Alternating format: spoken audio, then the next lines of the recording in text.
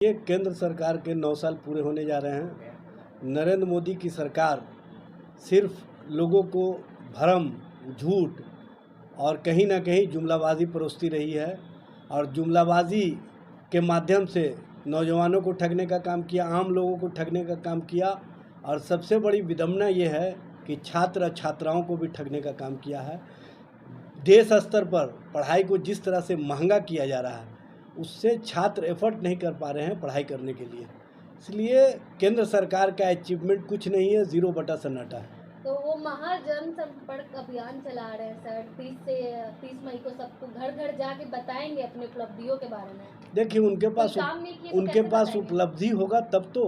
हाँ, उनके पास एक ही उपलब्धि है कि 2 खरीदने वाले और 2 बेचने वाले जो व्यापारिक घराने हैं उनको फ़ायदा पहुंचाने का काम किया है। और सबसे बड़ी उपलब्धि इनकी ये है कि 9 वर्षों में देश के अंदर बीपीएल परिवारों की संख्या दुगनी बढ़ गई।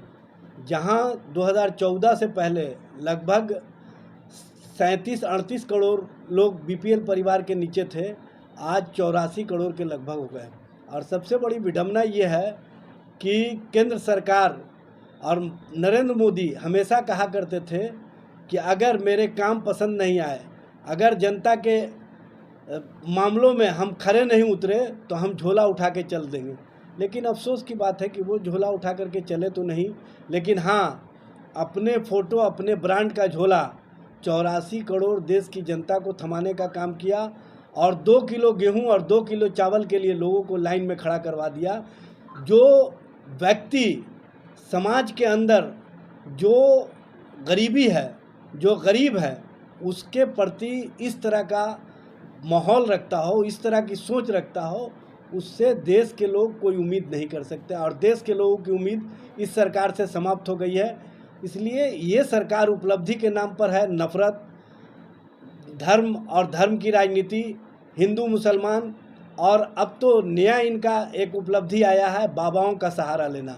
इस तरह की राजनीति के सहारे भारतीय जनता पार्टी सामाजिक राजनीतिक कार्यकर्ताओं को जिस तरह से हाशिए पर भेजने का काम कर रही है, ये आने वाला समय बहुत ही खतरनाक संकेत है। आप बाबा पे बोल रहे हैं, भाजपा वाले तो बोल रहे हैं कि आप लोग विस्तार पार्टी करते हैं, लेकिन बाबा से आपको क्या दिक्कत है? देखिए, हमको कहीं कोई दिक्कत नहीं है, बाबा से दिक्कत किसी को नहीं है।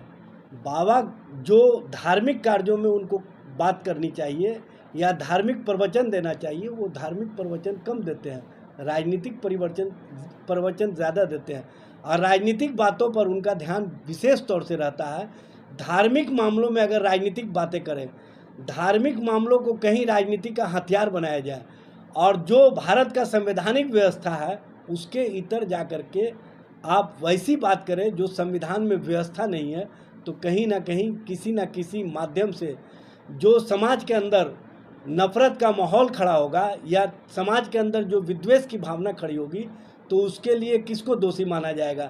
ये स्पष्ट कर दे भारतीय जनता पार्टी के लोग कि क्या भारत का संविधान, जो भारत का प्रियम्बुल है, धर्मनिरपेक्षता और धर्मनिरपेक्षता समाजवाद, उससे इतर जा कर के अगर कोई हिंदुत्व और हिंदू राष्ट्र की बात करे तो क्या ये भारत के संविधान में इस बात की अनुमति है? अगर इस बात की अनुमति नहीं है तो फिर बाबा के समर्थन करने वाली भारतीय जनता पार्टी कहीं ना कहीं भारत की संवैधानिक व्यवस्था से खिलवाड़ कर रही है और भारत के संविधान के साथ खिलवाड़ कर रही है। और ऐसी पार्टी जो भारत के संवैधानिक व्यवस्था और संविधान के साथ खिलवाड़ करे, किसी भी दृष्टिकोण से उसे उचित नहीं माना जाएगा और यह लोकतंत्र, लोकतांत्रिक व्यवस्था के लिए ठीक नहीं है। देखिए सर, संबित पात्रा का दावा है कि IIT 9 और यूनिवर्सिटी जो है 468 और कॉलेज जो है 65-70 और ITI 3285 बने हैं बिहार में। सबसे पहले तो संबित पात्रा जी राज्य में संबित पात्रा जी स्पष्ट कर दें कि उनकी जो बातें सामने आई है वो सच्चाई और सच पर आधारित कहाँ है। सच तो दिखाने की आवश्यकता है न। भारतीय जनता पार्टी के नेता हैं, प्रवक्ता हैं, वो स्पष्ट रूप से दिखाएं कि कहाँ कहाँ कॉलेजेस खुले हैं, कहाँ कहाँ यूनिवर्सिटीज़ खुले हैं, कहाँ कहाँ IIT के शाखा कायम हुए हैं और कहाँ कहाँ इनके द्वारा जो बातें कही जा रही है वो स्थापित है। सिर्फ कागज़ पर और कागज़ पर अपनी उपलब्धियों का बखान ये किसी भी दृष्टिकोण से उचित नहीं है। ये उसी तरह से है जैसे अमित शाह जी ने कहा कि 15 लाख रुपया जुमलाबाजी था, और केंद्र की सरकार की उपलब्धियों के नाम पर जिस तरह से छात्रों को और छात्राओं को ठगने का काम किया जा रहा है संबित पात्रा के माध्यम से, ऐसे संबित पात्रा पर छात्र छात्राओं को सामने आकर के उनसे सवाल करना चाहिए। भारतीय जनता पार्टी के नेताओं से सवाल करना चाहिए कि आप किस तरह की बात कर रहे हैं जो सच और सच्चाई पर आधारित नहीं है। गोबेल्स की नीतियां जो चला करके भारतीय जनता पार्टी 9 सालों तक देश के आवाम को ठगने का काम किया, उसी गोबेल्स नीति के तहत अब छात्र और छात्राओं को ठगने का काम कर रही है और यूनिवर्सिटी बनाने की बात करके, कॉलेज बनाने की बात करके, आईआईटी बनाने की बात करके कहीं ना कहीं पूरे व्यवस्था को धत्ता बता रही है। और ऐसे सिस्टम को जो बढ़ावा देता है दल, उस दल के प्रति आम आवाम को स्पष्ट रूप से पूछना चाहिए, उनसे सवाल करनी चाहिए कि क्या ऐसी व्यवस्था चलाने वाली भारतीय जनता पार्टी देश और देश के लोगों के हित में काम कर रही है। सर अभी जैसा कि बाबा आए थे बागेश्वर जी, तो हमने देखा कि वहाँ सम्राट चौधरी गए, गिरिराज सिंह गए, मनोज तिवारी गए, सारे बीजेपी के नेता वहाँ पहुँचे। देखिए, ये कार्यक्रम जो था भारतीय जनता पार्टी प्रायोजित था और भारतीय जनता पार्टी के पायलट जो मनोज तिवारी थे वो दिल्ली के सांसद हैं, और वो जिस तरह से ट्रैफिक नियमों का उल्लंघन किए उससे ही समझ में आता है कि भारतीय जनता पार्टी को देश के कानून और देश के व्यवस्था पर भरोसा नहीं है। अगर भरोसा होता तो वो सीट बेल्ट लगाए होते और बाबा को भी कहते कि सीट बेल्ट लगा करके चले।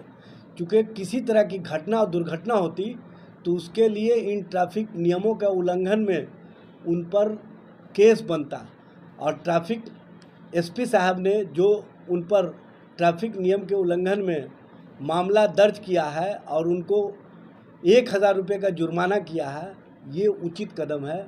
और ये कहीं ना कहीं जो व्यवस्था है उस व्यवस्था को आगे बढ़ाने की दिशा में मील का पत्थर साबित होगा और एक नज़ीर पेश होगा कि देश के चाहे कोई भी लोग हों, अगर कानून का उल्लंघन करेंगे, कानून को कहीं ना कहीं अपने हाथों में लेंगे तो उनके साथ इसी तरह का न्याय होगा। और सर बाबा फिर से मुजफ्फरपुर में आने वाले हैं और गया में भी आने वाले। देखिए, बाबा चाहे कहीं भी चले जाएं, भारतीय जनता पार्टी पर अब देश की जनता का विश्वास नहीं है तो उनके प्रायोजित लोगों पर कहां से विश्वास होगा। वो अपने प्रायोजन के लिए जब आ रहे हैं तो धार्मिक प्रवचन करें, धार्मिक कार्य करें, धार्मिक कार्यों को लोगों को उपदेश दें। देश के लोग, बिहार के लोग उनका वेलकम करेंगे। लेकिन वो धार्मिक उपदेश के नाम पर, धार्मिक प्रवचन के नाम पर आकर के देश और देश की राजनीति की बात करेंगे और राजनीतिक व्यक्ति की तरह अपनी भाषा बोलेंगे और कहीं ना कहीं जो भारत के संवैधानिक व्यवस्था उसको धत्ता बता करके संविधान को और संविधान का उल्लंघन करेंगे तो ऐसे लोगों पर जो न्याय और न्यायिक प्रक्रिया है उसका पूरी तरह से अनुपालन किया जाएगा। और ऐसे लोगों को जो भारत के संवैधानिक व्यवस्था को तार तार करने का प्रयास कर रहे हैं और ऐसे लोगों को जो प्रायोजित कर रहे हैं उन लोगों को भी 100 बार सोचना चाहिए कि ये देश हित में है कि देश हित में नहीं है। ये उनको फैसला लेना है।